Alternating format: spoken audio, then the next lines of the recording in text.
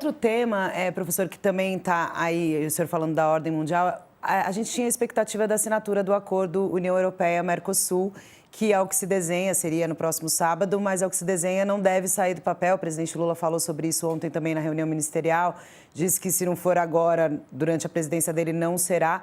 É um acordo que está há quase 3 décadas aí sendo discutido.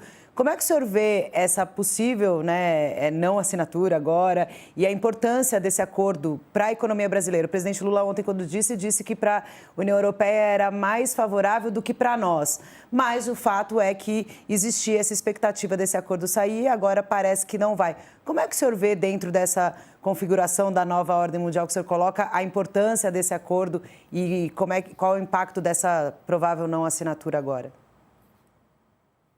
Eu acho que é um acordo importante, ainda mais depois da escalada protecionista norte-americana. Ele se torna ainda mais relevante para todos os parceiros envolvidos.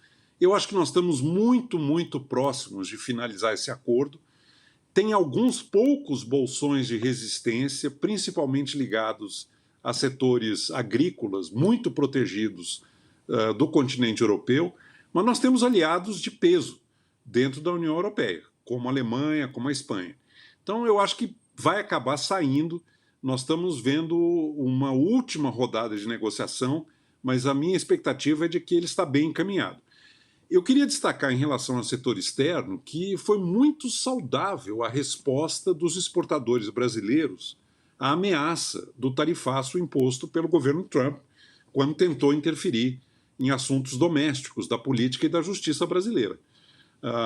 Os brasileiros foram a campo, os empresários brasileiros foram a campo, abriram novas oportunidades que não estavam ainda devidamente contempladas e mostrou como há espaço no mundo para a gente ampliar a nossa presença e aumentar a exportabilidade do nosso PIB.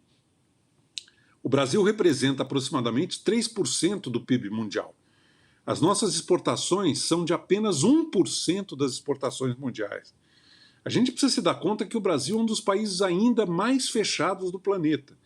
O que é ruim, por um lado, porque diminui a eficiência e a produtividade da nossa economia, mas, ao mesmo tempo, é positivo na medida em que mostra um caminho, mostra que há uma chance de nós melhorarmos a nossa posição se soubermos ocupar esse espaço que está aberto para a economia brasileira, aumentando a exportabilidade do PIB.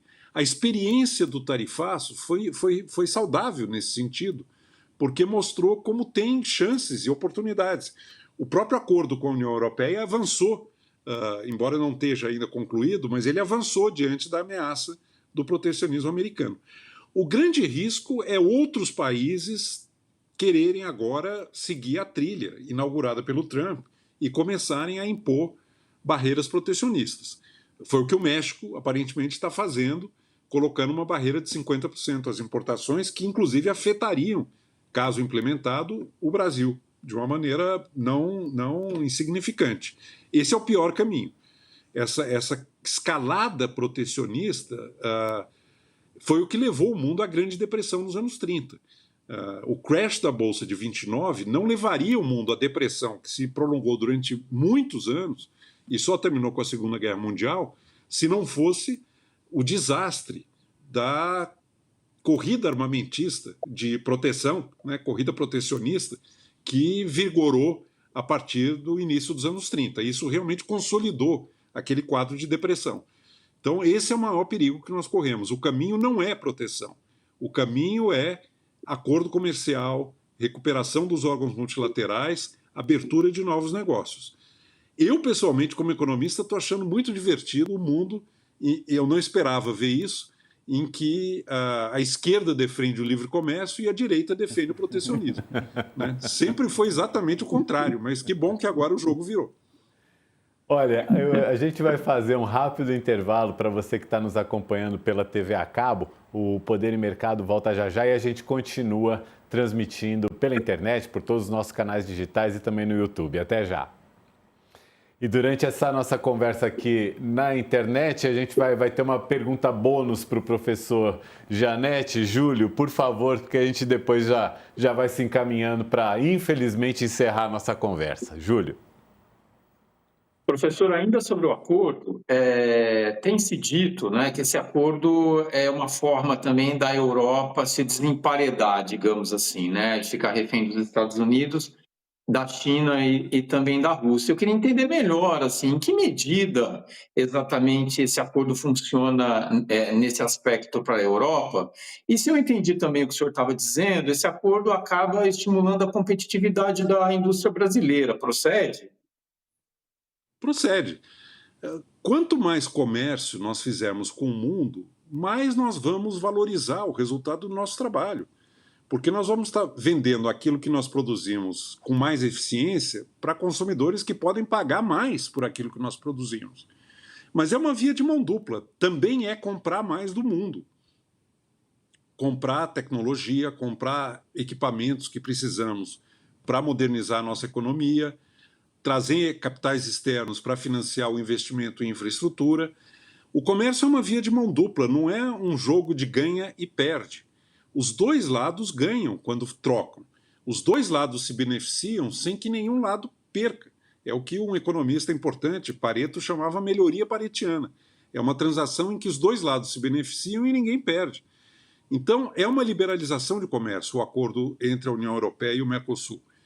Em muitos setores que hoje estão muito protegidos, nós vamos ter mais liberdade para vender lá fora e vamos ter mais liberdade para comprar aqui dentro. É um jogo de ganha-ganha, é um jogo em que vai aumentar a produtividade e vai aumentar o resultado econômico das nossas atividades como produtores e a utilidade que nós desfrutamos como consumidores. Então, é muito bem-vindo isso. E o que nós não podemos realmente incorrer, que seria um desastre para o mundo, é imaginar que a saída é proteger, é uma escalada protecionista. Isso não é saída, isso é se meter num buraco. Professor, quero agradecer muito mesmo a sua presença com a gente aqui no Poder e Mercado.